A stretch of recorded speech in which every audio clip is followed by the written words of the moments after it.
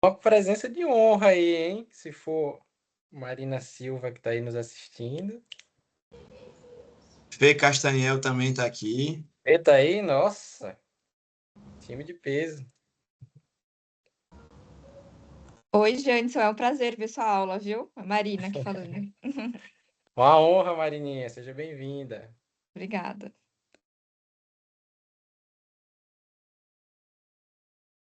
Começar, Jantes? Vamos? Tá. Pronto. 5 minutinhos, vamos? Agradecer a presença de todos. Hoje temos aí um convidado especial que está fortalecendo aí nosso grupo aí da cardiologia lá do Primavera, Dr. Janderson Pires, que fez cardiologia lá no INCOR, na USP, fez cardiologia do esporte e reabilitação cardiopulmonar lá no Sírio e nos ajudou aí a montar, né, o serviço aí de alto nível, com tudo muito capricho, né, Janderson?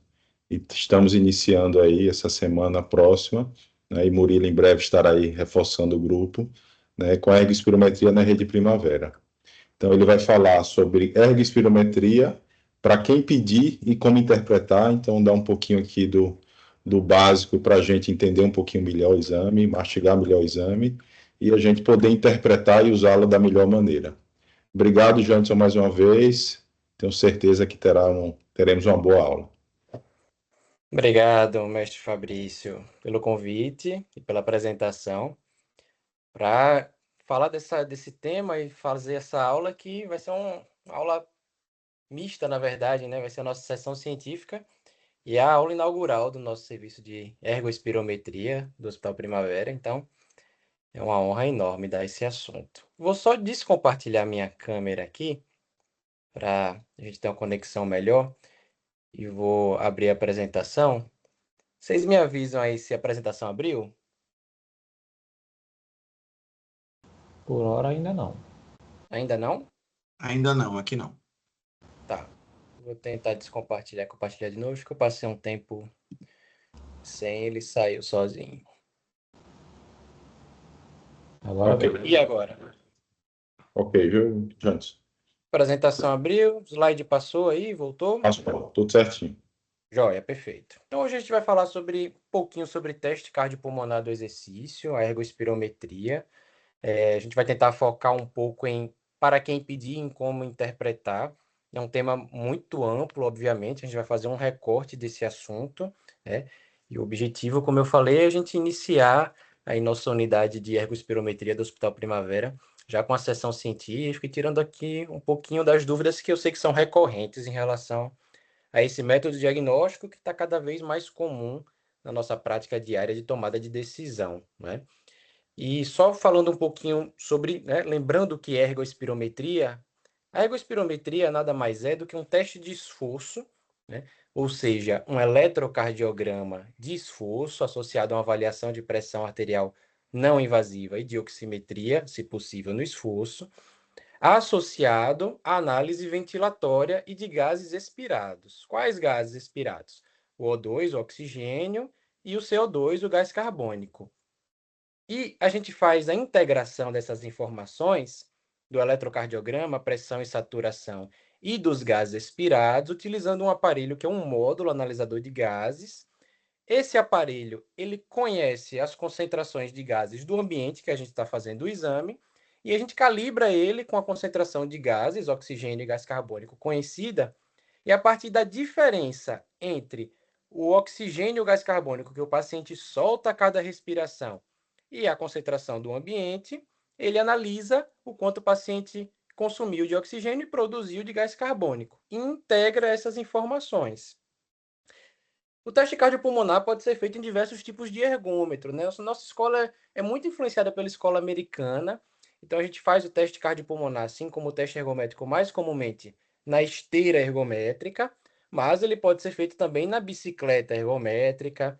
O teste cardiopulmonar pode ser feito no remo ergômetro de braços. O teste cardiopulmonar pode ser feito, inclusive, não sei se o vídeo vai reproduzir para vocês, mas na piscina de ondas ergométrica, né? E você consegue aumentar a carga de esforço baseado na intensidade das ondas que você progride ao longo do teste, né? E todos eles são ergospirometria, são testes cardiopulmonar. E aí, a cada vez que o paciente respira e a cada batimento lá do eletrocardiograma de esforço, esses dados são analisados e são encaminhados para a máquina e a gente faz média desses valores, médias de 15, de 20 ou de 30 segundos. E essas médias são organizadas numa tabela que a gente chama de resumo tabular, que via de regra vai estar aí em todo o laudo de ergospirometria e que a gente pode usar essa tabela para fazer análises. Esses dados ventilatórios, metabólicos e eletrocardiográficos podem ser organizados também em gráficos, né? Esse aqui é o famoso painel de 9 gráficos de Wasserman, em que a tendência de inclinação das curvas de cada um desses gráficos, como vamos falar mais para frente, nos dá parâmetros que vão nos auxiliar aí no diagnóstico e na avaliação prognóstica das diversas doenças, bem como os dos limiares ventilatórios, que são o padrão não invasivo, o padrão ouro não invasivo, para determinação de intensidade de esforço. Entrando um pouquinho em indicações, é até desafiador falar de indicações de teste cardiopulmonar, porque, via de regra, qualquer paciente que tenha qualquer doença cardíaca, respiratória ou metabólica vai ter o benefício em fazer um teste cardiopulmonar do exercício, nem que seja para avaliação otimizada da capacidade funcional e para prescrição otimizada de exercício baseado nos limiares ventilatórios. Mas eu decidi trazer aqui algumas indicações que eu acho que são mais importantes, que são mais impactantes na tomada de decisão na prática clínica e que eu sei que muitas vezes, pela baixa disponibilidade do exame em muitos cenários, e por não ser rotina na prática, não foi por muito tempo, a gente acaba esquecendo. Como, por exemplo, essas tabelas foram todas retiradas de diretrizes da Sociedade Brasileira de Cardiologia.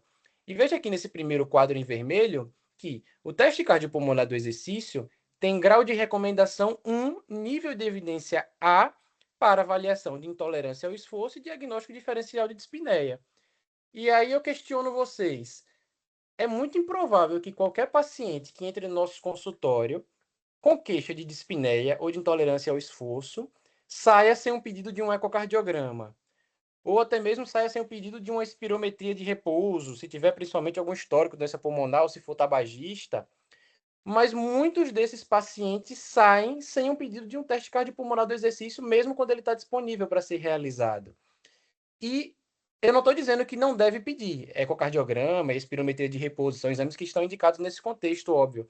Mas eles não são grau de recomendação 1, são grau de recomendação 2A, às vezes 2B, a depender do paciente nesse contexto, porque aqui no teste cardiopulmonar do exercício, como eu vou avaliar ao mesmo tempo ventilação, ou seja, pulmão, coração e metabolismo muscular, a gente consegue dizer onde é a origem da dispneia em boa parte das vezes, né? E consegue auxiliar bastante nesse diagnóstico diferencial e orientar melhor a investigação. Para avaliação de broncoespasmo induzido pelo esforço, né? É o método padrão ouro também, principalmente associado à ventilação com manitol hipertônica, muito pouco utilizado, mais utilizado a nível de pesquisa clínica, mas mesmo o próprio teste cardiopulmonar do exercício com protocolo específico, tem grau de recomendação 2A, se você tem suspeita de que o paciente tenha descompensação da asma ou broncoespasmo induzido pelo exercício. Para qualquer paciente com insuficiência cardíaca, tem grau de recomendação 1 também. Nível de evidência A, quando a gente está falando de ajuste de prescrição, de prognóstico, de estratificação de risco, e nível de evidência B, quando a gente está falando de indicação de terapia avançada, seja ela transplante cardíaco ou dispositivos. Para a doença arterial coronariana, também para diagnóstico, para avaliação terapêutica, para ajuste de medicamento, para liberação de exercício, nas valvopatias, na estenose aórtica grave, na estenose mitral grave, nas insuficiências aórtica e mitral, né? E várias outras indicações aqui de nível de grau de recomendação também super elevada. Para a prescrição de exercício, aqui na tabela 3, também tirada da diretriz da SBC, o melhor método, o padrão ouro para a prescrição é através dos limiares ventilatórios no teste cardiopulmonar. Obviamente, a gente pode prescrever exercício baseado em frequência cardíaca, baseado em frequência cardíaca pico por Carbone, ou frequência cardíaca pico atingida no teste ergométrico, ou até mesmo por percepção subjetiva de cansaço pela escala de Borg, mas não vai ser tão fidedigno quanto identificar moderada intensidade e alta intensidade pelos limiares ventilatórios. Quando a gente está falando de atleta, e aí sim, o teste é muito lembrado quando a gente fala de atleta. E, de fato, para atletas profissionais, a Sociedade Brasileira de Cardiologia coloca como grau de recomendação 1 a realização do teste cardiopulmonar no contexto da avaliação pré-participação esportiva. E mesmo quando estamos falando de atletas amadores, ou seja, esportistas, o grau de recomendação é 2A. Né? Então, para atleta e muito mais conhecido corriqueiramente, o teste cardiopulmonar com certeza está muito bem indicado.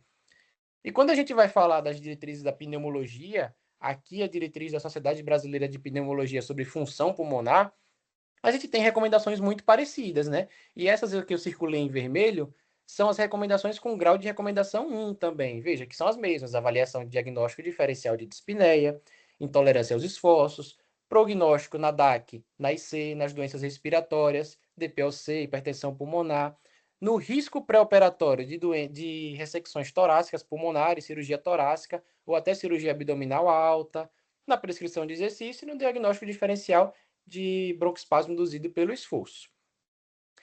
E por que, em relação ao teste ergométrico, que a gente solicita muito mais corriqueiramente na prática clínica, principalmente nós cardiologistas, por que, o teste cardiopulmonar acrescenta tanto? E por que, em alguns casos ele é tão mais interessante? Porque através das variáveis ventilatórias e metabólicas, eu consigo fazer a confirmação de que o paciente, seja ele por qual motivo fez o teste, fez um esforço máximo.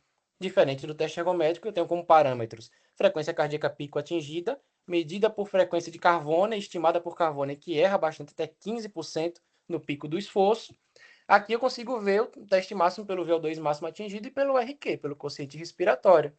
Eu consigo avaliar de forma objetiva a capacidade funcional através do VO2 máximo. A gente tem aqui um papel muito melhor da avaliação inotrópica, vamos falar um pouquinho mais para frente. Consigo identificar qual foi a limitação ao esforço. E aqui tem uma coisa muito interessante, porque, de novo, a nossa sociedade brasileira é muito influenciada pelas diretrizes americanas, né? E a gente é uma escola que faz muito teste de esforço, teste ergométrico, inclusive, para o diagnóstico de isquemia. Aqui em Sergipe, ainda mais, a gente faz muito por ser um método amplamente disponível, vai avaliar a capacidade funcional também, vai avaliar sintomas aos esforços, mas o teste cardiopulmonar ele é mais acurado do que o teste ergométrico para diagnóstico de isquemia. E por que isso acontece? Por que o teste cardiopulmonar é melhor, e aqui entendam, melhor que o teste ergométrico simples, para avaliação de isquemia? Todos vocês conhecem essa figura clássica, retirada aqui do Brown-Wald, a figura da cascata isquêmica. Ao sofrer um insulto isquêmico, o miocárdio, as primeiras alterações que são identificadas são alterações no metabolismo anaeróbio, que vão ser identificadas ali em exames mais específicos, como da medicina nuclear, né, cintilografia. Depois, se a isquemia for sustentada, a gente vai ter alterações contráteis. Primeiro, déficit de relaxamento, disfunção diastólica, disfunção sistólica, que podem ser vistas pelo ecocardiograma, por exemplo, o ecoestresse. Depois de um tempo de isquemia, que a gente vai ter alterações eletrocardiográficas, então veja que o infra do ST é um pouco mais tardio. E por último, o paciente apresentador apresenta angina. Todo mundo que estudou fisiopatologia da isquemia conhece essa figura, né?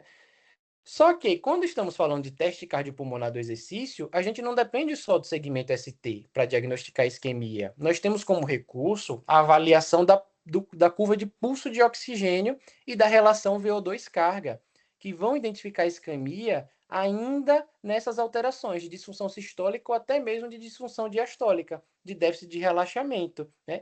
Então, a gente consegue identificar a isquemia de forma mais precoce do que no teste ergométrico comum. E acontece por causa dessa variável aqui, a variável de pulso de oxigênio, que é um indicativo de volume sistólico. E muita gente não entende por que o pulso de O2 é um indicativo do volume sistólico. Deriva da fórmula de Fick, que o próprio VO2 pico, ele é um produto do débito cardíaco, frequência cardíaca vezes volume sistólico, pela diferença arteriovenosa de oxigênio. Se o paciente não tiver nenhuma hemoglobinopatia, nada que altere essa diferença arteriovenosa de oxigênio na periferia, isso aqui é uma constante ao longo do esforço. Então, o VO2 pico, se eu passar a frequência cardíaca aqui, como razão, o VO2 pico sobre frequência cardíaca, ele é um indicativo do volume sistólico ao longo do esforço. Então, eu posso analisar essa curva como um indicativo do volume sistólico que deve incrementar ao longo do esforço até um certo ponto.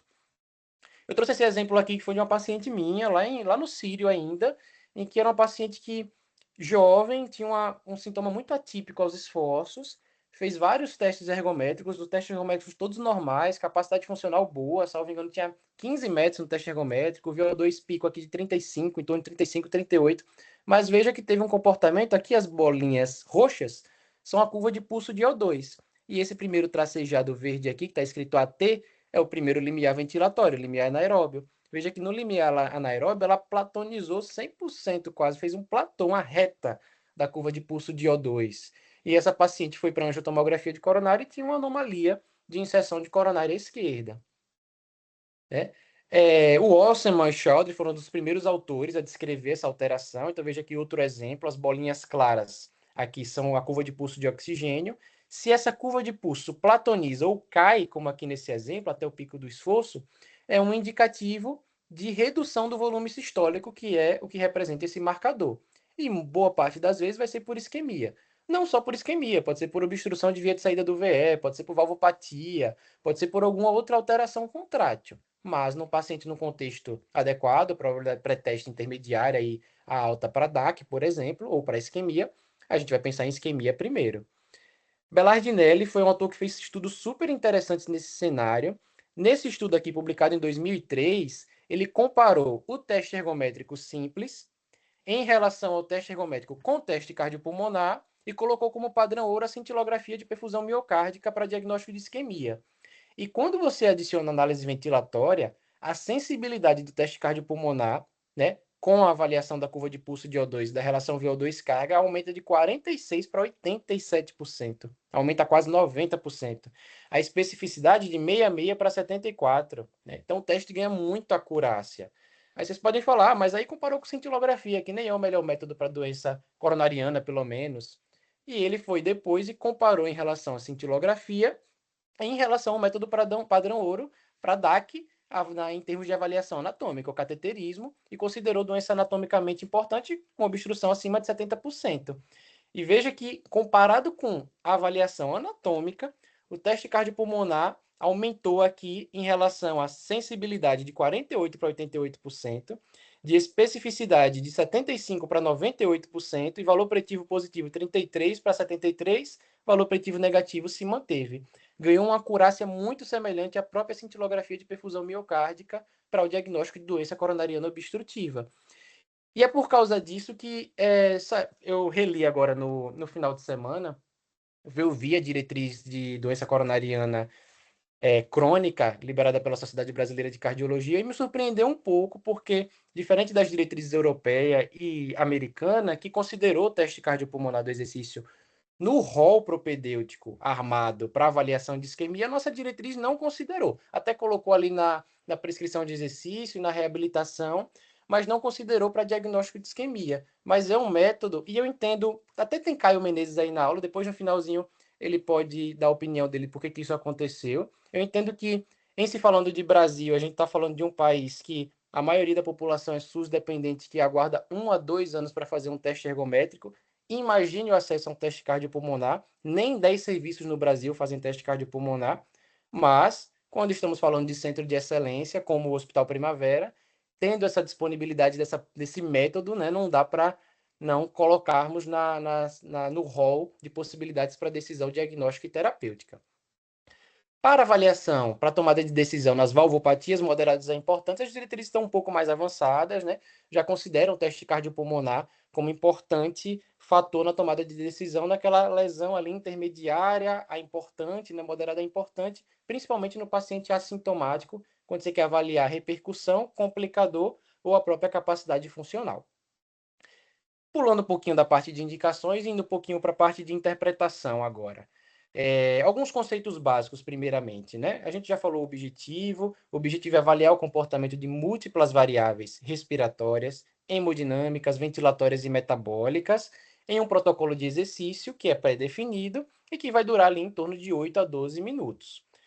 A única diferença nesse sentido aqui é que, em relação ao teste ergométrico, em que pode ser utilizado um protocolo escalonado, né? Ainda é muito utilizado o Bruce, a Lestat. No cardiopulmonar, nós utilizamos protocolos rampeados. O que é que significa um protocolo ser rampeado? Não significa que usa inclinação, que é uma rampa. Significa que o aumento de carga de esforço a cada mudança de estágio do protocolo é muito linear. E isso é importante para o teste cardiopulmonar porque vai respeitar a cinética de incremento do consumo de oxigênio. São várias as variáveis que são aferidas e que são derivadas no teste cardiopulmonar. São esses nomes complexos que eu acho que tornam o exame, né, de difícil entendimento para alguns colegas, mas veja que eu vou pular essa parte e vou falar alguns conceitos que vão torná-los mais simples. Primeiro conceito, o que é slope? Porque no todo laudo de teste cardiopulmonar vem um monte de slope, slope isso, slope aquilo, e eu vejo que alguns colegas não entendem muito bem o conceito de slope. O slope é simplesmente uma análise matemática entre duas variáveis que podem ser analisadas através de regressão linear. A angulação da curva de variação dessas variáveis, então aqui, por exemplo, a variável no eixo y, o ΔY, sobre a variável no eixo x, o ΔX, calcula um slope. Toda variável que tem uma correlação linear pode ser calculado um slope. E no teste cardiopulmonar nós temos várias variáveis que têm correlação linear no esforço. As mais importantes, o V é VCO2 slope, o slope da eficiência de captação de oxigênio, o OAS, o V-slope, que é o slope da relação entre o consumo de oxigênio e produção de gás carbônico, e a frequência cardíaca VO2 slope. Então, o slope nada mais é do que a análise da relação entre essas curvas, e esses slopes vão estar presentes nos laudos. Em se falando dessas variáveis que vão estar nos laudos, a principal e a primeira delas, que vai estar descrita em todo o laudo de teste cardiopulmonar, é o próprio VO2, porque o VO2 ele é o representante da capacidade funcional. Nessa figura muito conhecida, conhecida como engrenagens de Wassmann, e ela mostra que o VO2 é um produto da relação entre respiração, circulação e metabolismo muscular e mitocondrial no consumo de oxigênio. Ou seja, qualquer doença que afete qualquer uma dessas variáveis vai afetar o consumo de oxigênio. E por que o VO2 é tão importante? Porque ele é hoje entendida como a variável independente com maior impacto em desfechos nas diversas cardiopatias, na insuficiência cardíaca, na DAC, na HP, na cardiopatia congênita, né? Por isso ele tem um valor principalmente prognóstico tão importante. Para valorizá-lo, é preciso que o teste seja máximo do ponto de vista metabólico. A esse ponto eu chamo de VO2 pico. O máximo VO2 atingido é um teste que foi considerado máximo do ponto de vista metabólico, né? E aqui é derivado da equação de Fick, como eu já falei, né? Um produto do débito cardíaco vezes a diferença arteriovenosa de O2 na periferia. E essa diferença arteriovenosa depende da concentração de hemoglobina, da saturação de O2 e da PaO2 também na periferia. O VO2 ele vai ser determinado no laudo do teste ergométrico, do teste cardiopulmonar, em valores absolutos, litros por minuto, e indexado pelo peso em ml quilo minuto. E o paciente vai ter o seu VO2 comparado com a média de uma população saudável para o mesmo sexo e idade. O VO2 vai ser considerado baixo quando for abaixo de 85% do predito. E é considerado também um valor muito importante o VO2 no LA. O VO2 no LA ele é um marcador de condicionamento aeróbico, porque a partir do LA, do primeiro limiar ventilatório, eu não consigo mais suprir o meu gasto energético só pelo metabolismo aeróbio restrito. Então, o VO2 no LA, ele, em pessoas normais saudáveis, está entre 40% a 60% do VO2 predito, né? Se for abaixo disso, a gente tem um VO2 no LA normal. E em valores absolutos, abaixo de 9 é considerado mau prognóstico. Existem diversas escalas de predição de VO2. A mais utilizada mundialmente é a de Wassmann, e é que vocês vão ver mais nos laudos, mas existem escalas, inclusive, ajustadas para a população brasileira já. Segunda variável que é importante entender, o RQ. O RQ nada mais é do que a relação entre a produção de gás carbônico, o VCO2, e o consumo de oxigênio, o VO2. O RQ ele é um marcador de teste máximo. Quando o RQ é acima de 1,1, o teste é considerado máximo do ponto de vista de estresse metabólico, né? E o RQ acima de 1 ele é considerado quando a produção de CO2 supera a produção de O2. Em populações específicas, como crianças, insuficiência cardíaca avançada, acima de 1 já pode ser considerado máximo do ponto de vista metabólico. A ventilação, né? É um parâmetro importante. Ela expressa em litros por minuto e a gente ajusta os valores da ventilação para temperatura corporal e pressão atmosférica. Ela é importante porque ela vai nos ajudar a diagnosticar limitações ventilatórias. A gente compara a ventilação pico, chegada no final do esforço, com a ventilação voluntária máxima que a gente faz antes no pré-esforço, né? Uma manobra que a gente faz no pré-esforço para calcular o quanto aquele paciente ventilaria no pico, ou expressa, calculada, a partir do VF1 de uma espirometria que a gente pode fazer antes do exame. Outra variável ventilatória que é importante vai estar descrita no laudo, a relação entre volume corrente e frequência respiratória. Vai estar num daqueles 9 gráficos de Wasserman. O que é que importa nisso aqui? O que importa é que o volume corrente ele precisa incrementar ao longo do esforço, em torno de 2 a 3 vezes pelo menos. E a frequência respiratória também sobe. Essa relação é que a ventilação sobe principalmente às custas do incremento do volume corrente no início do exercício, e nas fases mais avançadas do esforço, após o LA principalmente, vai aumentar mais as custas de frequência respiratória. E esse dado vai ser importante para a gente analisar limitações ventilatórias ao esforço. A reserva ventilatória, que como eu falei, é o quanto de capacidade de ventilar que aquele paciente tinha esperado, ele utilizou ao final do esforço. É esperado que a gente, população saudável, não esgote reserva ventilatória no esforço máximo. É esperado que sobre ali 20 a 40% do quanto aquela pessoa consegue ventilar. Se por algum motivo aquele paciente esgotou a reserva ventilatória, ou seja, sobrou ao final do esforço menos de 20%, principalmente menos de 15% do que era esperado pelas manobras realizadas no pré-esforço, esse paciente esgotou reserva, provavelmente tem alguma alteração. Em atletas de alta performance, isso aqui pode aparecer do ponto de vista fisiológico, mas em população geral, não. Uma variável importante, a própria carga de esforço, né? Vai ser mais utilizada nos testes realizados na bicicleta, no ciclo ergômetro, porque vai nos dar uma variável super importante, que é aquela que eu falei lá, que é indicativo do volume sistólico também, a relação VO2-carga. É uma variável importante de potência aeróbica e tem aspecto prognóstico também. É considerada alterada quando abaixo de 10 ml minuto watt. Para a esteira, a gente utiliza pouco essa variável porque as fórmulas de correlação entre a carga de esforço, velocidade de inclinação na esteira para watt não são muito boas. Essas fórmulas são falhas, mas para a bicicleta a gente usa bastante. Entendendo um pouquinho dos limiares ventilatórios, também de forma resumida, mas que é uma variável que todo mundo se interessa quando a gente fala de cardiopulmonar. O primeiro limiar ventilatório, o LA, ele vai ser encontrado quando, novamente, o metabolismo aeróbio estrito não está sendo suficiente para suprir aquela demanda energética que o exercício está demandando do músculo. Então, naquele momento, vai começar a produzir um lactato no músculo que vai ser depurado para a corrente sanguínea. Esse lactato que é depurado, ele é tamponado pelos tampões plasmáticos, principalmente o tampão bicarbonato. E essa relação entre lactato e bicarbonato gera um gás carbônico aumentado, um gás carbônico adicional, extra. E isso gera um aumento da ventilação em relação ao consumo de oxigênio. E a gente vê isso na relação entre as curvas de equivalente ventilatório, do VE sobre o VO2, como essa curva azulzinha aqui mais claro. Há uma mudança da inclinação nessa curva quando ocorre o primeiro limiar ventilatório. E há uma aproximação das curvas dos valores absolutos, do VO2 e do VCO2, porque está havendo uma produção adicional de VCO2, de gás carbônico, por essa relação entre o lactato e o bicarbonato plasmático. Então, assim, a gente identifica o primeiro limiar ventilatório, ou através de um slope, como eu comentei anteriormente, que é o slope da relação entre essas duas variáveis, o VO2 e o VCO2. Como nesse momento está sendo produzido um VCO2, né, um gás carbônico adicional, há uma mudança da inclinação da curva do V-slope, e isso marca o primeiro limiar ventilatório. É um marcador de que dali para frente o exercício é de moderada intensidade. Aqui as retas mostrando que nesse X ocorre uma mudança de linearidade das curvas. O segundo limiar ventilatório, que é o ponto de compensação respiratória, ocorre quando esse lactato extra que está sendo produzido já não tem mais nem tampão plasmático para tamponá-lo.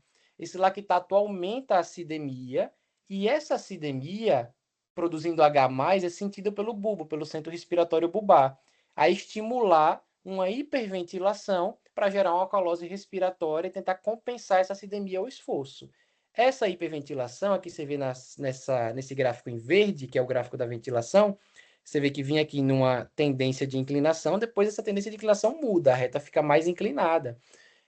Isso aqui marca o segundo limiar ventilatório, que na maioria das vezes vai ser acompanhada de uma queda do PET CO2, da pressão expiratória ao final da respiração do gás carbônico, porque você vai estar lavando o CO2. Do segundo limiar ventilatório para frente, é um exercício de alta intensidade.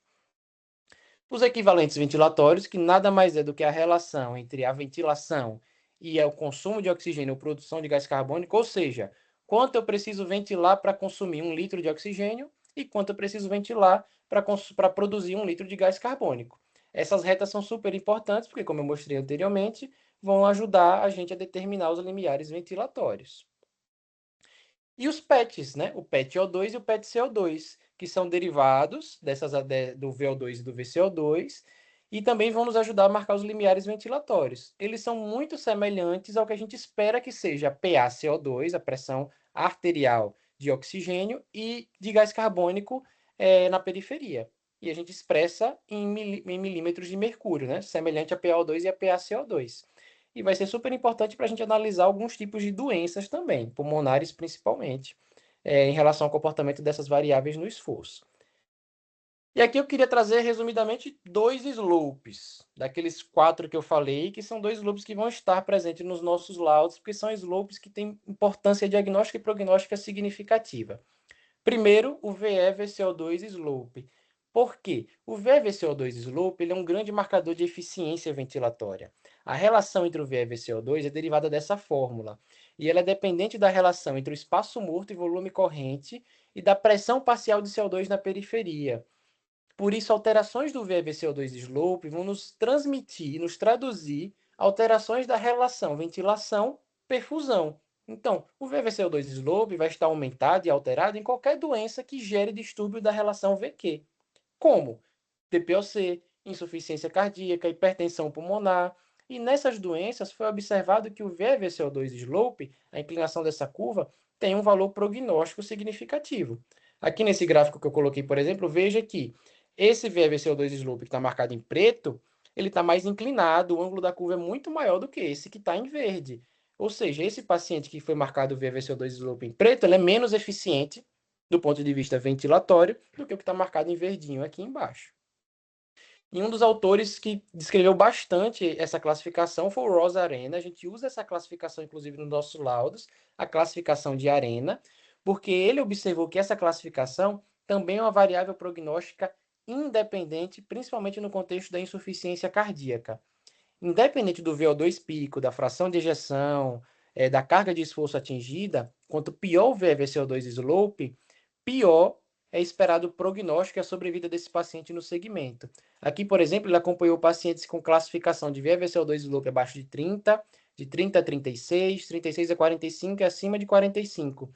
E veja a diferença nessa curva ROC aqui do tempo de vida livre de evento, né? Da classificação de melhor eficiência ventilatória, A1, abaixo de 30, comparada a 4 aqui, em que no segmento de 25 meses, 50% dos pacientes, praticamente quase 60%, morreu, né? Na verdade, teve um evento, né? Não necessariamente morte, aqui era evento cardíaco maior ou morte cardiovascular. E o segundo slope que é importante a gente comentar é o slope da eficiência de captação periférica de oxigênio, que é o OWES. Também é muito confundido, porque ele usa uma regressão logarítmica, mas veja que não é tão complicado. Ele é um slope da relação entre o consumo de oxigênio e a ventilação, né? Ou seja, quanto eu preciso ventilar para consumir 1 litro de oxigênio. Só que, observando essas variáveis do ponto de vista gráfico, em um teste máximo, essas variáveis não têm uma regressão linear. A regressão delas é logarítmica. A curva é uma parábola dessas variáveis. Então, um dos autores que avaliou isso aqui, Belardinelli e vários outros, eles observaram que, fazendo uma regressão logarítmica da ventilação e comparando essa regressão logarítmica com o consumo de oxigênio, eu consigo fazer uma análise de regressão linear. E essa análise, ela é a mesma em 50% da carga de esforço, 75% da carga de esforço ou 100% do esforço máximo. E ela se tornou uma variável muito interessante porque ela nos traduz que eu não preciso chegar necessariamente num teste máximo para avaliar a eficiência na captação periférica de oxigênio desse paciente. Eu posso avaliar com 50%, com 75% do esforço. E depois observaram também que valores abaixo de 1,47 têm valor prognóstico nos pacientes com insuficiência cardíaca. Então, nessa população, a população com slope dessa eficiência deve ser analisada e traduzida no laudo também, interpretada no contexto de avaliação prognóstica, que é uma das principais indicações desse teste, como eu comentei no início. As contraindicações para teste cardiopulmonar do exercício são basicamente as mesmas contraindicações para teste ergométrico. Então, qualquer estado agudo, seja ele cardiovascular, seja estados febris agudos, síndromes gripais, né? qualquer estado pulmonar agudo também, então TEP recente, embolia pulmonar, miocardite, qualquer coisa que vá contraindicar um teste de esforço, vai contraindicar também um teste cardiopulmonar. Valvopatia importante, com repercussão e sintomática, então a gente já está acostumado com essas contraindicações, né? São as mesmas para o teste cardiopulmonar do exercício. Uma coisa que é super importante é a gente levar em consideração que eu falei aqui de forma muito resumida das principais variáveis do exame, mas o teste cardiopulmonar do exercício pode responder muita coisa em relação a cada uma dessas doenças que ele está indicado, né? Qualquer doença respiratória, qualquer doença cardiocirculatória.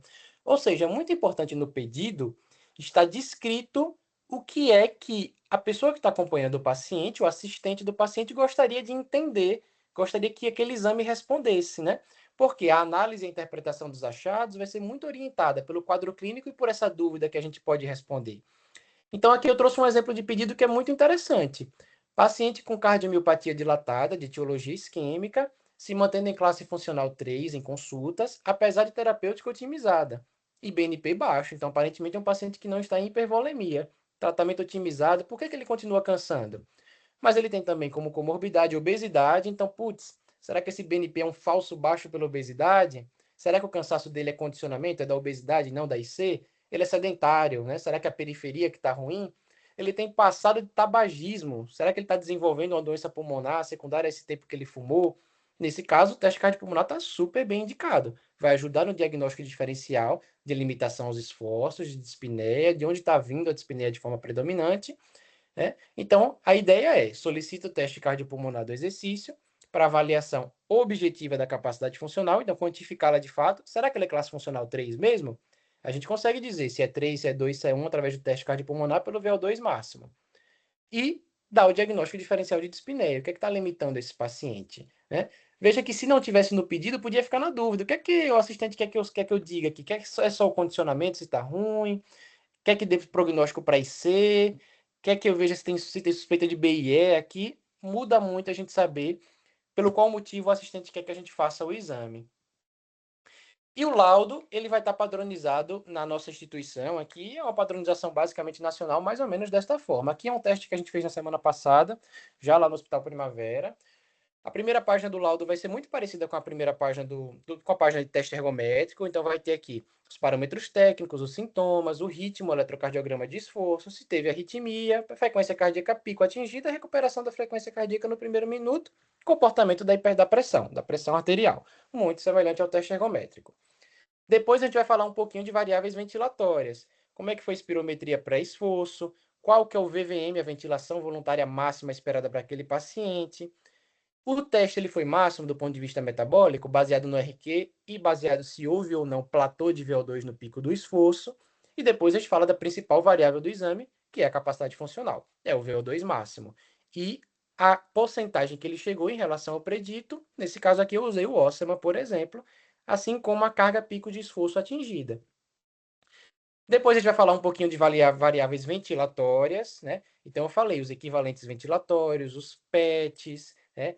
A relação espaço morto funcional, VDVT, e volume corrente no repouso e no pico do esforço, a eficiência ventilatória, que é o VVCO2 slope, como eu falei, e classificá-lo pela classificação de Arena, bem como se o paciente desaturou ou não no pico do esforço. E vamos falar dos marcadores cardiocirculatórios, de eficiência cardiocirculatória e periferia, que vão começar com a análise dos limiares, então onde ocorreram os limiares do paciente, em que carga de esforço que ocorreu, né? E eu costumo colocar também qual o gasto energético que foi estimado em cada limiar, que isso ajuda na programação aí de tratamento para obesidade, por exemplo, né? Treinamento para perda de peso, o pulso de oxigênio, que eu já comentei, e a eficiência de captação periférica de oxigênio. Bem como uma outra variável que tem papel prognóstico também, eu acabei não comentando ela na apresentação, que é o tempo de queda de meia-vida do consumo de oxigênio. Quanto tempo o paciente demorou para, na fase de recuperação, cair para metade do consumo de oxigênio que ele atingiu no pico, né? A gente quantifica esse tempo, ele tem marcador, ele tem um valor prognóstico também, mas pode estar aumentado no descondicionamento periférico. E eu sei que ainda assim é muita informação, então a gente, via de regra, no final faz uma conclusão e tenta orientar o laudo baseado naquela pergunta que o assistente fez, né? No que ele quer que a gente responda. Nesse paciente, por exemplo, que era um atleta, a gente colocou uma boa capacidade funcional, tem um desempenho aeróbico normal, um VO2 90% do predito, é dentro da normalidade, dá para melhorar, foi um teste máximo, alcançou a exaustão metabólica, não teve isquemia, resposta hemodinâmica e cronotrópica foi normal, bem como comportamento cardiocirculatório, pulmonar e periferia foram dentro da normalidade, né? E eu costumo colocar também as fases de intensidade de esforço, baseadas na frequência cardíaca, e a sugestão aqui opcional de divisão daquelas zonas de intensidade de esforço, que o atleta adora, né, baseadas na frequência cardíaca ou na carga de esforço também. A conformação do laudo pode estar um pouquinho diferente a depender de quem laude, mas os dados que vão estar no laudo são basicamente esses que eu acabei de descrever, e a lógica por trás do laudo é basicamente esta. Né? E a gente vai juntar esse laudo descritivo com os resultados das análises metabólicas e eletrocardiográficas, né? Que na nossa unidade são essas, a gente vai padronizar aproximadamente assim, né? E tem todos aqueles valores que eu mostrei lá na apresentação no início, todos aqueles marcadores descritos para caso o assistente ou o treinador do paciente queira interpretar um pouquinho mais e acompanhar. Esse é o nosso serviço, a nossa unidade de ergospirometria, nosso centro de diagnóstico cardiopulmonar. A gente está fazendo o teste na esteira ergométrica por enquanto. E nós estamos fazendo, por hora, estes exames, que é o teste cardiopulmonar do exercício, ou ergospirometria, que é sinônimo, é o mesmo teste. A gente faz avaliação de broncoespasmo induzido pelo exercício também. E a gente faz calorimetria de repouso, ou taxa metabólica basal, que é um exame super interessante também no contexto da síndrome metabólica, no pessoal da nutrição pede muito, estratégia para perda de peso, e a gente consegue fazer todos esses exames. Para a coisa não ficar muito abstrata, eu pedi auxílio aí do meu mestre, professor Murilo, para apresentar alguns casinhos para vocês, aí alguns minutinhos para a gente tentar exemplificar um pouco mais, tá? Vou descompartilhar minha tela aqui e pedir para o Murilão compartilhar dele. Muito bom, então, parabéns, Anderson. Aula bem bacana, você explicou tudo que tinha para falar. Vou tentar ver se eu faço o pessoal entender isso agora, que é complicado mesmo. Cadê a coisinha? Aqui. Então, compartilhar. Eu separei, tentei deixar o mais didático possível, algumas... Cadê? Tela. Deixei deixar o mais didático possível com alguns, não necessariamente casos clínicos, são todos baseados em casos que eu tirei do serviço, mas é mais pensando em como interpretar cada um daqueles resultados, todos aqueles variáveis que o Jameson falou, vamos ver como é que a gente faz elas, como é que a gente interpreta essas variáveis. Para começar, as variáveis a gente acaba classificando academicamente, para a gente conseguir entender melhor, nas variáveis basicamente cardiológicas, pulmonares e um pouco da periferia. Temos o VO2, que é a variável final, a via final de todos juntas, é que vai mostrar a capacidade aeróbica do paciente. E a gente separa um pouco daquelas variáveis mais cardiológicas, que são principalmente os limiares ventilatórios, o pulso de oxigênio, cronotropismo, que a gente vê igual da ergometria, e o T-meio, que é o tempo de cair o VO2, cair o consumo de oxigênio depois que o paciente acalma, depois que o metabolismo retorna ao normal. Temos algumas variáveis pulmonares, como a espirometria, que a gente costuma fazer pré-esforço, principalmente os pacientes mais pneumopatas, a gente costuma fazer de rotina, quando a gente vê que ele tem uma pneumopatia, alguma coisa, a gente acaba fazendo, ou quando é solicitado, teste de broncoespasmo induzido por esforço, por exemplo, a gente faz uma espirometria pré e pós, para ver se houve alteração, a eficiência ventilatória, para ver o quanto que esse pulmão consegue trocar, reserva ventilatória, que o Janderson falou, quanto que ele aumenta de volume, e os próprios gases também. O OIS acaba ele é meio que um tudão, ele está bem parecido com o VO2, mas a gente acaba usando muito ele para periferia, ele representa a extração periférica do oxigênio, a sigla significa isso em inglês, então a gente acaba usando ele como uma medida para ver sedentarismo, para ver condicionamento periférico. Agora, essa é uma separação muito mais acadêmica. O Janderson mostrou as engrenagens, na verdade é tudo interligado. O oxigênio ele tem que vir para o pulmão ventilar, fazer a troca gasosa tem que ter hemoglobina para carregar o oxigênio, vai para o coração, tem que ter todo o mecanismo cardiocirculatório funcionando para poder levar esse oxigênio para a periferia, a musculatura tem que absorver esse oxigênio, tem que extrair o oxigênio e o mitocôndria tem que estar funcionando. Qualquer falha em uma desses elos da cadeia vai baixar o VO2 do paciente. Isso aqui não está na frente de vocês. Vai baixar o VO2 do paciente.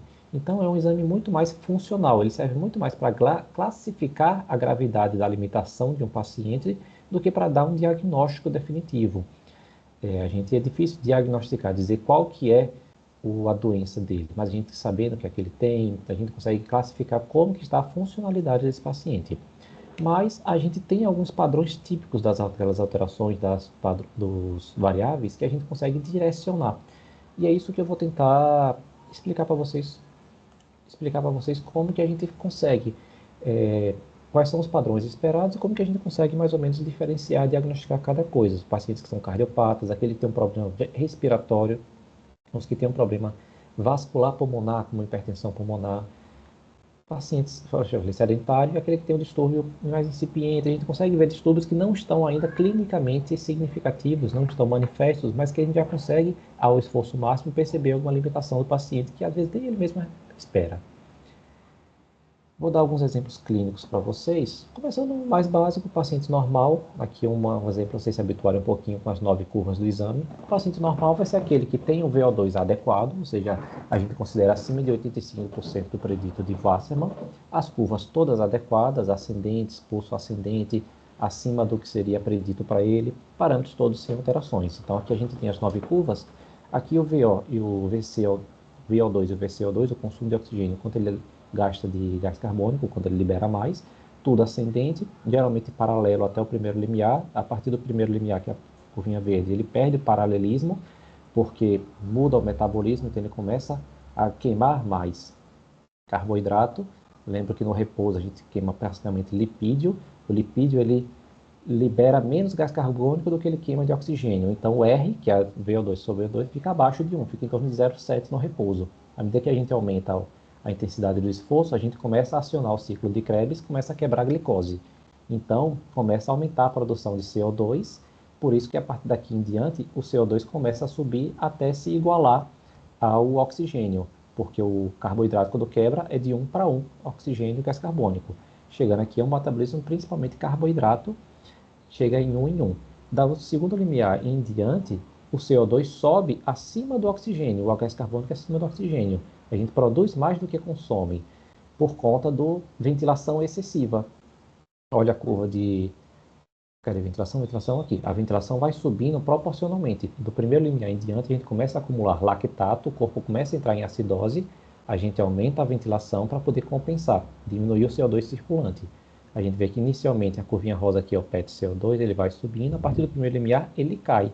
Apesar da gente produzir mais CO2, a gente começa a respirar muito mais e a periferia, o CO2 cai. Do segundo limiar em diante, ele despenca, porque a gente exacerba a respiração, porque a gente não consegue mais tamponar esse lactato que vai subindo, que vai sendo formado, a gente tem que ultra respirar, cai muito o CO2, porque a gente está produzindo demais e ventilando muito mais ainda. Aí, a partir daí é o segundo limiar. Seria o normal, para vocês entenderem, pulso de oxigênio, que é o VO2 por frequência cardíaca, reflete o volume sistólico, é o que vai também ascendente até o final. Se a gente faz um platô, se a gente cai, é semelhante ao ecoestresse, quando a partir de determinada frequência a gente tem uma disfunção sistólica, que mostraria uma queda do volume sistólico do paciente. Aqui também mostraria uma queda do volume de oxigênio ao esforço. Pronto, esse é o normal. Vamos começar com os mais básicos. Aqui seria um paciente sedentário. Como é que a gente sabe? Ele vai ter um VO2 geralmente reduzido, ou seja, a capacidade aeróbica dele vai estar mais baixa. O OIS, que mostra a captação periférica, vai estar um pouco mais reduzida, mas as curvas dele estão adequadas. O pulso de oxigênio ascendente, a curva toda ascendente, não faz platô, ele só não chega na linha azul, que seria o predito para ele. Ele vai parar um pouco antes, porque ele não tem capacidade de chegar lá, porque está tudo desadaptado. Então, os limiares dele estão precoces, e depois que acaba o exercício, demora para o oxigênio voltar aos valores basais.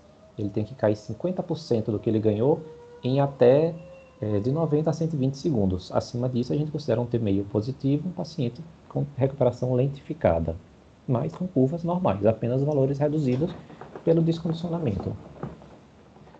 O foco, acho que é o maior da maioria da galera aqui da aula, que é o paciente cardiopata. É aquele que vai ter, geralmente, o VO2 reduzido, a gente está falando de exames alterados, também limiares precoces. O cardiopata é muito parecido com o sedentário, até porque ele tem um grau de sedentarismo associado pela limitação funcional. Então, ele vai ter o VO2 reduzido, vai ter os limiares precoces, Um ponto importante é esse aqui. O pulso de oxigênio dele vai ser reduzido e com curva em platô ou descendente. Percebam que aqui o pontinho verde é o primeiro limiar, o segundo não saiu, seria mais ou menos por aqui. Ele vem subindo, a partir do primeiro limiar ele faz um platô, a curva para de subir, ela começa a ficar reta e até cai um pouco no final do que seria o segundo limiar dele. Isso mostra uma disfunção sistólica. A partir desse ponto ele não consegue manter mais a sístole. Pode ser por conta de uma miocardiopatia, isquemia é uma coisa que causa muito isso, a gente não consegue dizer. Estenose aórtica também mostra, por causa da limitação, bloqueia. Daqui não dá para diferenciar exatamente a causa isoladamente.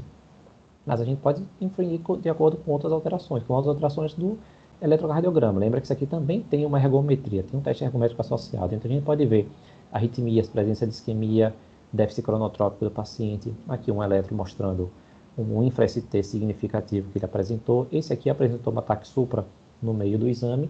Isso vai inferir para a gente o que é que pode estar causando isso. Outra alteração é uma relação VE/VCO2 slope que pode estar aumentada, ou seja, uma eficiência ventilatória diminuída. Lembra que eu falei que é um parâmetro geralmente respiratório, mas é um contínuo de fisiologia. No paciente cardiopata, ele vai estar congesto. A congestão pulmonar vai causar líquido dentro do alvéolo, não vai ter área de troca gasosa. Então, a eficiência ventilatória vai estar reduzida porque tem líquido. Então, ele vai ter uma relação VE/VCO2 mais aumentada pelo edema pulmonar secundário à causa cardíaca. E a gente não vai ver as outras alterações. Ou seja, um paciente... Esse aqui vai ser, por exemplo, paciente cardiopata, aquele que tem isquemia, miocardiopatia hipertrófica, ou valvopata, mitral e aórtica. Até entre as duas a gente consegue diferenciar um pouco. O aórtico vai se comportar muito parecido com o paciente isquêmico, com pulso de O2 muito limitado. Enquanto o paciente mitropata, ele vai se comportar muito mais parecido com o paciente cardiopata, por insuficiência cardíaca. Ele vai ter muito mais congestão e alterar muito mais o VE/VCO2 slope. A gente consegue definir mais um pouquinho, um dos critérios de gravidade, inclusive, das lesões, que a gente usa até para definir conduta, como eu vou falar lá no finalzinho. Aqui um outro caso, um paciente com distúrbio ventilatório. Como é que a gente vai saber? Aquele que tem um VO2 reduzido, geralmente o teste alterado, tem um distúrbio ventilatório pré-esforço. Quando o paciente já tem um histórico, já tem uma queixa específica, a gente faz uma espirometria pré-esforço. Eu não tive uma foto, então para o colega da pneumo que vai me xingar depois, isso aqui é a foto basal do livro, tá bom? Mas a gente pode perceber na espirometria pré-esforço um teste já com distúrbio restritivo, obstrutivo, um sinal de asma, que a gente vai usar isso para classificar, para usar de parâmetro para o resto do exame, para os outros parâmetros dele, e a gente já pode saber que tem alguma coisa. A gente vai usar a relação VE/VCO2 para ver a eficiência ventilatória dele, pode estar alterada. A reserva ventilatória pode estar reduzida no paciente com restrição pulmonar. Ele vai geralmente gastar todo o pulmão dele, então vai ter uma reserva ventilatória abaixo disso, e ele pode desaturar. A gente olha a oximetria durante todo o exame. A oximetria de pico é bem importante, que pode estar alterada nesses pacientes. Os DPO-cíticos, já tive paciente DPO-cítico que chegou a saturar 80% depois do segundo limiar. Então, claramente, era pelo DPO-C que estava muito descompensado. Então, exemplo, a DPO-C e asma de superrestritivo, paciente com pneumopatia vão ter esse padrão. Ainda na parte semipulmonar, temos a parte vascular pulmonar, que mostra a troca gasosa desse paciente. É o caso dos pacientes com hipertensão pulmonar, TEP ou outros shunts arteriovenosos, por exemplo, CIA, pode causar uma alteração assim. Eles vão ter um VO2 reduzido. Isso aqui é a relação VO2, delta VO2, delta carga. Como já o Janson comentou, isso aqui a gente infelizmente não olha na esteira, porque a esteira não é linear, o aumento da carga da esteira. Primeiro o paciente está andando, depois ele está trotando, depois ele está correndo. Ele muda a musculatura, então uma intensidade um pouco diferenciada. A gente olha isso aqui para quem está no ciclo ergômetro, porque o ciclo ergômetro é a mesma velocidade, a mesma movimentação por todo o exame. A gente só muda o peso da bicicleta. A gente conseguiria, infelizmente ainda não temos, mas fica a dica para a gente conseguir melhorar a qualidade. Aqui, nesse tipo, a gente vai ter, no paciente com causa vascular pulmonar, vamos ter uma curva de PET-CO2 muito reduzida com uma queda acentuada, como a gente pode ver aqui. Ele está, desde o início, abaixo de 30 de PET-CO2 e depois, ao longo do esforço, principalmente depois do limiar, ele cai para quase 20.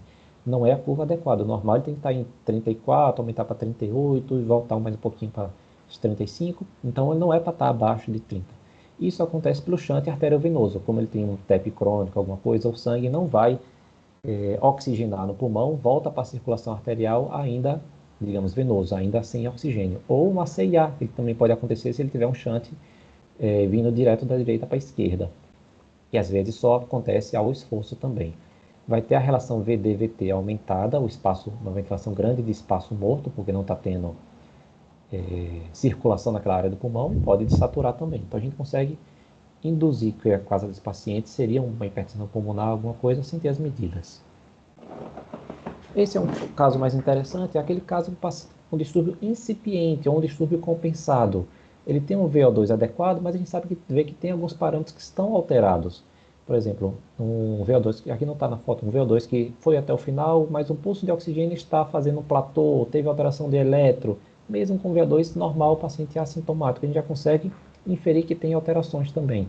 Não é só quando o exame está alterado. E eu coloquei esse aqui do distúrbio incipiente para mostrar outra coisa. Esse perfil pode aparecer naqueles com doença inicial, que a gente ainda não sabe, ou nos pacientes que eram pior e mas estão bem condicionados ou reabilitados. Aqui atrás, embaixo, esses dois que vocês estão vendo, é a comparação de dois pacientes. Tem uma linha mais grossa e uma linha mais fina. A linha mais fina foi um exame antigo de um paciente jovem, que acho que ele teve miocardite, se não me engano, e estava bem limitado. Olha aqui até onde ele conseguiu chegar. Então, o VO2 dele é em torno de 2,5. E quando ele fez a reabilitação, ele passou 1 ano mais ou menos reabilitando, treinando, tratando a miocardite. Ele melhorou e repetiu o exame. E olha o pico que ele deu, o pulo que ele deu aqui, de 2,5 para quase 3,5. Foi um aumento de uns, não sei nem porcentagem agora, mas aumentou um bocadinho. Aumentou tanto em tempo, percebam que ele aumentou aqui uns 2 minutos de exame e aumentou de VO2 que ele conseguiu. Então é um paciente que inicialmente ele não chegou nos 85%, mas se a gente comparativamente ele melhorou muito o que ele tinha de VO2, de capacidade funcional e de qualidade de vida. Ele estava, nesse dia eu fiz só o segundo dele, ele estava praticamente assintomático. Mas como ele fez os dois no mesmo serviço, a gente conseguiu fazer o comparativo. E eu vou deixar para terminar só um diagnósticozinho, um caso mostrando um diagnóstico diferencial, um exame recente de um colega que pediu. Era uma mulher, ela tinha em torno de 75 anos, tinha uma história de uma pneumopatia e uma estenose aórtica que estava ali moderada, beirando uma estenose aórtica grave, mas se dizia assintomática. E ele pediu o exame funcional de esforço justamente para caracterizar, ela realmente é assintomática ou a gente precisa já intervir nessa estenose aórtica dela. Ela, no exame, então, ela teve um VO2 um pouco reduzido, uma limitação leve, VO2 máximo 76, assim, abaixo de 85%. Classificando aqui nos parâmetros cardiológicos, teve um pulso de oxigênio um pouco reduzido também, mas compatível com o VO2 é meio que um limitante geral, a gente costuma fazer essa comparação de como que estão, os dois estão meio que compatíveis com a capacidade geral dela, e uma curva era adequada, era ascendente a curva do pulso de oxigênio. Eu falei lá atrás, a estenose aórtica, ela altera muito a curva do pulso de oxigênio pela obstrução mecânica da válvula estenosada. Então, a partir de tal esforço, não consegue aumentar o volume sistólico, a curva do pulso de oxigênio tende a fazer um platô. E a dela subiu até o final. O OIS, eletro, o restante dos parâmetros estavam normais. Tinha só um T meio que estava aumentado, acho que não botei, mas que pode ser disso aqui de baixo. Nos parâmetros ventilatórios dela estavam bem alterados. Ela tinha uma ineficiência ventilatória grande, classe ventilatória 3. O Janssen colocou, a gente classifica em 1, 2, 3, 4, de acordo com o nível. 1 é o normal, 2 leve, 3 moderado, 4 já muito grave. 3 já é bem significativo. Teve um gasto total da reserva ventilatória. Lembra que a gente falou que o normal é a gente manter entre 20% a 40% da reserva. Abaixo disso, a gente não costuma usar todo o nosso pulmão, nem ao esforço máximo, não é o habitual, a gente sempre sobra um pouquinho de pulmão. Ela gastou inteiro e não aumentou o volume corrente dela com o esforço, ou seja, ela tinha muito mais um distúrbio ventilatório, apesar de um pouquinho de limitação total, parece ter um pouquinho cardiológico, mas aparentemente secundário à causa ventilatória dela, que estava bem significativa. Ou seja, a válvula dela, neste momento, não é a causa de uma limitação leve que ela nem sentia. Ela precisaria tratar a primeira parte pulmonar e acompanhar para, em segundo momento, mexer na válvula. Isso foi bem recente, ela acabou segurando e realmente não foi pensado ainda em mexer na válvula dela, foi deixado para um momento mais tardio. Era isso que tinha para falar, espero só tentando clarear um pouquinho como que a gente vê cada um desses parâmetros, são muitos números que a gente coloca, espero que tenha conseguido fazer vocês entender um pouquinho mais como que a gente lida e como vocês vão olhar depois o resultado dos exames. Excelente, Murilo. Obrigado, Janderson. Obrigado, Murilo. Acho que foram bem didáticos. Realmente é muita informação. A aula vai ficar gravada. Quem quiser rever de novo. Vou abrir aí para perguntas, algumas considerações. Caio. Eu fui provocado, né? Então, deixa eu poder pedir minha réplica aqui. Mas eu acho que, em primeiro lugar, é parabenizar a aula dos dois, foi muito boa. E não só uma aula teórica muito bem feita, como a explicação, né, de Murilo, baseada nos exemplos, ajuda muito. E eu acho que o maior desafio da gente, enquanto cardiologista, enquanto médico, na verdade, é que a gente só trata aquilo que a gente conhece e a gente só pede o exame que a gente sabe interpretar. Então, eu acho que uma dificuldade maior e que vem vencendo nesses últimos anos, porque a gente tem entendido a real necessidade e a aplicabilidade desse exame nos diferentes cenários, né? Não só na insuficiência cardíaca, na valvopatia, ou mesmo na promoção de saúde nesse paciente que está querendo fazer atividade física competitiva. Eu acho que a tendência é que a gente busque mais esse conhecimento, estude mais e também interprete melhor, como foi nessa aula.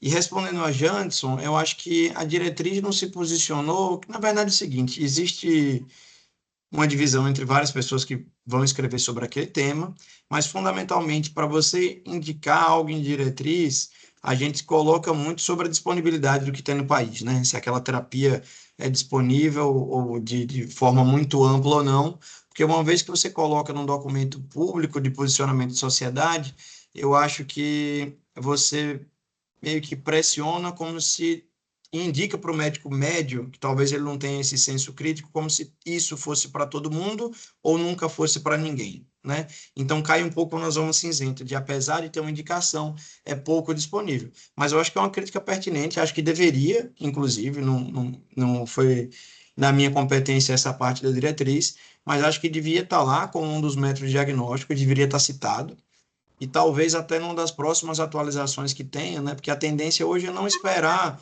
só fazer uma nova diretriz daqui a 5, 10 anos, mas ter algumas alterações, atualizações periódicas, como tem na de insuficiência cardíaca, por exemplo, ou na de válvula.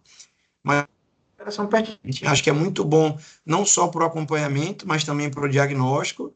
E o que a gente faz, que eu faço no consultório, e que a gente fazia lá, e Janderson viu isso com a gente na coronária, era nesses pacientes que vêm com uma queixa muito específica de espineia, a gente tentar identificar qual é o principal mecanismo, lembrando que pode coexistir, né? Então, mesmo que o paciente seja miocardiopata isquêmico, mas ele também pode ter uma pneumopatia, porque os fatores de risco acabam se confundindo.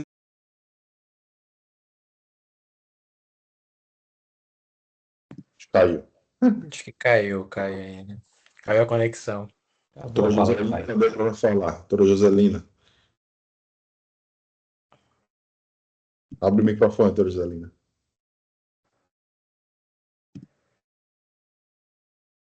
O microfone está fechado, doutora Joselina. Eu Aí. queria parabenizar. Opa, deixa ele terminar. Vai. Desculpa, caí, mas voltei, viu? Obrigado, pessoal, e parabéns mais uma vez.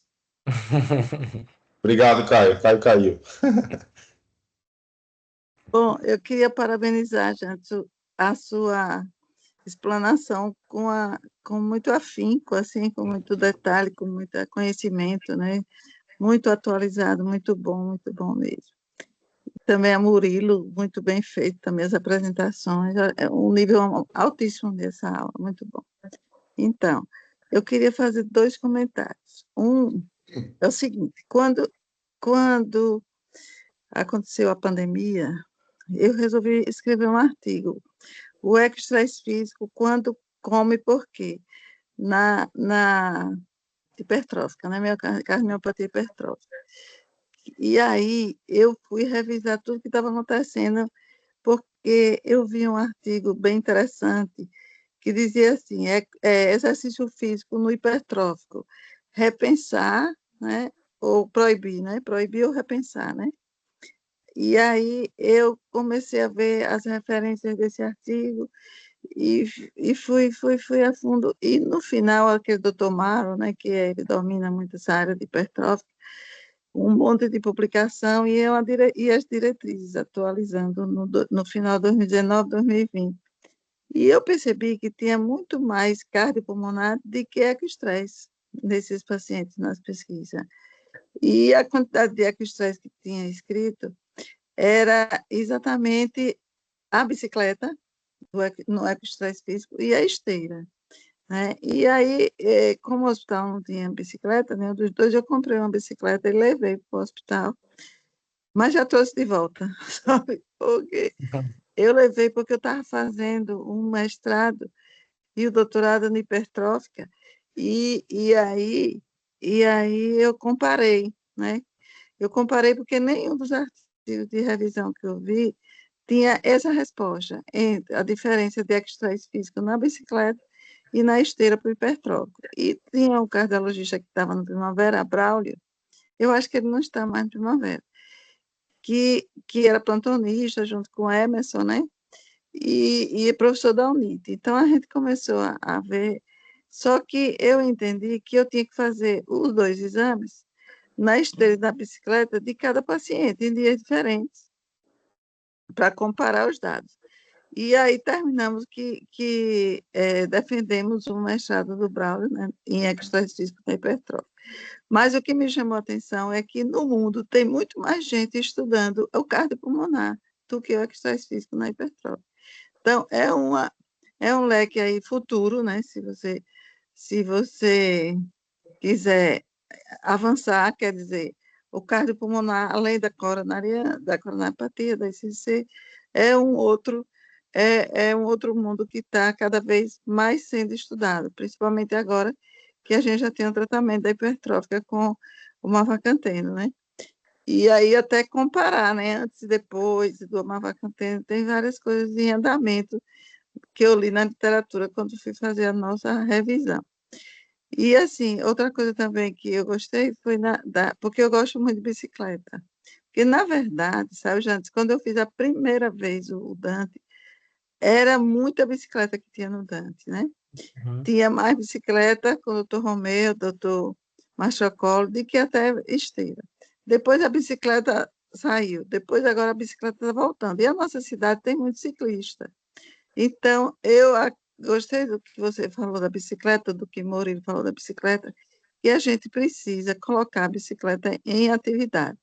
Por quê? Por causa que tem muito ortopedista, que tem muito paciente com joelho problemático, que a gente não deve botar em esteira. Eles perguntam muito a mim, quando é que vai voltar a bicicleta, né? Porque a gente teve bicicleta, só que os gestores não quiseram comprar de novo. Eu terminei comprando uma muito boa e até de meu esposo. Eu terminei o mestrado, ele disse, traga de volta, viu? Aí eu trouxe. Mas, assim, é uma ideia interessante, sabe, Fabrício? Porque cada vez tem mais pessoas perguntando se tem bicicleta nos serviços de ergometria, né? Tanto para ecoestresse, como para teste ergométrico, como teste cardiopulmonar. Então, eu queria fazer essa observação, que eu gostei muito de você ter falado em Murilo também, né? Que a gente tem a precisão hoje, daqui a pouco não vai ter jeito, a gente vai ter que ter a bicicleta. E quem partir na frente vai ganhar muito espaço, porque tem muita procura. Tá bom? Então, parabéns. Gostei muito, fiquei feliz de lhe ver, né? Tem um tempo que a gente se vê. E que você consiga fazer um legado junto com o Murilo, né? Milena também, né? Que é dessa área. Com esse tema. Porque eu percebo que são todos três muito apaixonados, né? Muito apaixonados pelo teste cardiopulmonar. Isso aí é bem... Porque todos três, quando começam a falar sobre isso, Ave Maria, não param, não. Tá bom, boa noite. Parabéns, Fabrício, aí Obrigado, pela Joselina. iniciativa. Tá Só queria bom? Um complementar, abraço. aproveitando, que a gente pode fazer o teste cardiopulmonar associado ao ecoestresse. A gente consegue associar os dois exames de um também. Uma bicicletinha dá para ser feito, né? Isso. Era isso que eu ia comentar, professor. Imaginei. Lá no Sírio, a gente tinha uma sala, não era uma bicicleta, é um cicloergômetro de maca, em que a gente conseguia fazer Certo. a avaliação diastólica, que é um desafio tanto para o ecografista quanto para quem está fazendo o teste cardiopulmonar, para o ergometrista, e a gente conseguia fazer a avaliação conjunta dos marcadores de enchimento, de pressões de enchimento ventricular, junto com a avaliação de curva de pulso, e a avaliação ficava super refinada no final. Eu acho que a gente, por ser uma escola muito influenciada pela escola americana, acabou indo muito para a esteira, mas na Europa eles usam muito a bicicleta para avaliação funcional. Eles fazem muito eco, inclusive combinado com cardiopulmonar para avaliação de função diastólica, por exemplo. A gente ainda não faz. Quem sabe agora, com o cardiopulmonar se popularizando um pouco mais, a gente consiga voltar a acreditar a bicicleta na É um avaliação. exame Eu acho que fácil de vale a pena. combinar. É um exame E fácil de também combinar. dá para a gente medir pressão pulmonar, né, no eco, Sim. antes e depois do Sim. esforço dos pacientes com estenose mitral inquestionáveis, né, que a gente fica em cima do muro, né, em relação à estenose mitral. É bem interessante essa ideia, essa necessidade, né, bem bom, É bem bem bom. E a fácil gente de. podia montar, porque assim, se comprar uma bicicleta que seja usada para várias, né? Para várias, fica melhor para o gestor, né? Fica melhor para o gestor. Mas, assim, eu acredito muito na bicicleta, porque eu comecei com a bicicleta, entendeu? Eu gosto muito da bicicleta. Sim. Isso aí é bem importante. Eu comecei, aí não tem jeito, eu comecei acreditando nela antes da esteira. Então, para mim, eu não resta dúvida que é perfeita, assim, para uma parte, né, dos pacientes, uma boa parte. Perfeito, Rogelina. Alguém mais alguma consideração? Ju, alguma coisa? Tem muito atleta aqui, né? Médicos atletas. Tem pneumo, cadê o pneumo? O João entrou. Acho que Uma já tá. coisa que eu gostei assim da aula de vocês é porque trouxe uma visão muito prática e também assim o laudo, ter um laudo para o clínico, né, acessível. Inclusive é bem interessante colocar os limiares e assim, às vezes é bom colocar o limiar, mas muitas vezes o próprio clínico ele não consegue saber bem, porque a gente tem informações heterogêneas, né? Depende de cada escola, né? Um teste que está se popularizando agora, né? Então, assim, até na minha época de residência, acho que na minha de Fabrício, a gente via muito pouco, né? A não ser que a gente fizesse um estágio optativo. Então, eu acho que, assim, para o clínico, que vocês conseguirem deixar mais claro, né? Para que a gente consiga interpretar, porque a gente entendeu bem, mas no dia a dia, como a gente não lida com isso, e a gente vai ter, assim, um mês vai ter muito teste, no outro não vai ter tanto, essa informação mais simplificada e direta ao ponto, isso é bem importante, sabe? E aí, eu, assim, como atleta amadora, acho super importante, principalmente a corrida, que agora está muito mais popular, da forma como você colocou as zonas de frequência, né? As intensidades, isso para os clubes de corrida, isso é bem importante, porque isso norteia demais as planilhas. Então, eu achei muito bacana. Isso, e assim, para minha outra, assim, a área que eu atuo, que é cardio-onco, eu peço muito teste cardiopulmonar. E aí eu gostei muito do exemplo que Murilo colocou daquela alteração incipiente, porque muitas vezes a cardiotoxicidade, ela é subclínica. E aí o teste cardiopulmonar, ele também vai começar a entrar nisso. Ele vai nos ajudar, não vai ser só o strain, né, do eco.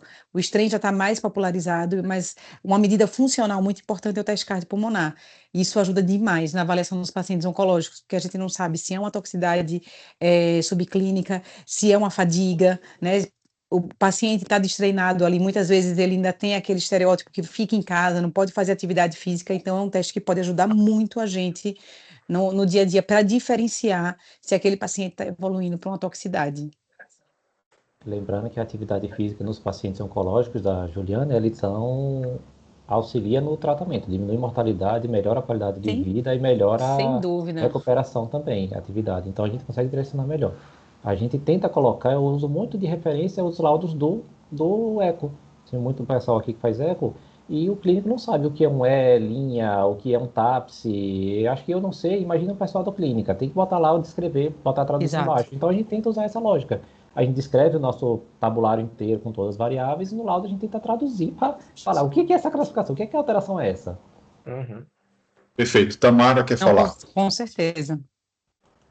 Boa noite, gente. Queria parabenizar pela aula. Eu não sou médica, sou da área da educação física e fiz minha especialização no INCOR, na parte da reabilitação. E éramos nós que laudávamos os testes, né? E eu lembro que no começo foi bem difícil, assim, porque, imagina, o pessoal da educação, vocês que são médicos, já têm uma dificuldade em entender todos os parâmetros. Nós da educação física, então, era bem mais difícil. Então, eu queria parabenizar pela aula, foi realmente rica em conhecimento e de uma forma simplificada, né? Que eu consegui entender bastante e parabenizar mesmo. Obrigado, Tamara, pela Obrigado, participação Tamara. e prestigiar aqui nosso amigo Jandson. Isso. Assim, eu estou muito feliz, né, Jandson? A gente tem, né, dar esse passo aí no serviço do Hospital Primavera, da Rede Primavera.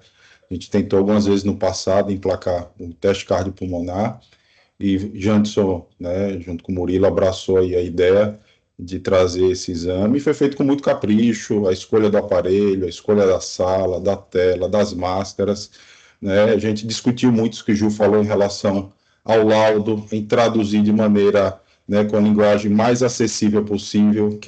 Alguns estão mais acostumados com o exame, outros menos, alguns veem esporadicamente, e isso, né, dificulta até quem vai pedir, e você estimula cada vez mais que as pessoas peçam. Se você traduz numa linguagem mais acessível, mais adequada, você acaba, né, você quer pedir e quer entender. Então, muitas vezes, são muitos parâmetros, não é um exame tão fácil, quem não tem uma frequência tão grande de pedir. Então, Jandson, Murilo, tem bastante cuidado em cada vez mais caprichar e traduzir a informação para o médico, para o clínico, para o educador físico, né? Jandson vai fazer um treinamento aí com os educadores que participaram do desafio da gente.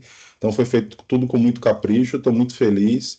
Agradecer aqui a Jandson, né, a Murilo, a todos aí que se empenharam em esse sonho aí da Rede Primavera em colocar esse teste cardiopulmonar acontecer. É um serviço a mais na cidade, né? A gente sabe que quando tem mais um serviço, mais se divulga, mais se cresce o exame, tem espaço para todo mundo, tem exame de sobra para todo mundo, né? Então, cada vez mais pessoas têm acesso ao exame, conhecem, divulgam e todo mundo sai ganhando. O Hospital Primavera sai ganhando, os outros serviços saem ganhando, e em breve terá mais serviços e cada vez, né, o exame estará cada vez mais acessível. Então, obrigado, Jandson, obrigado a todos aí que participaram da reunião. Vou deixar aí a palavra final para você.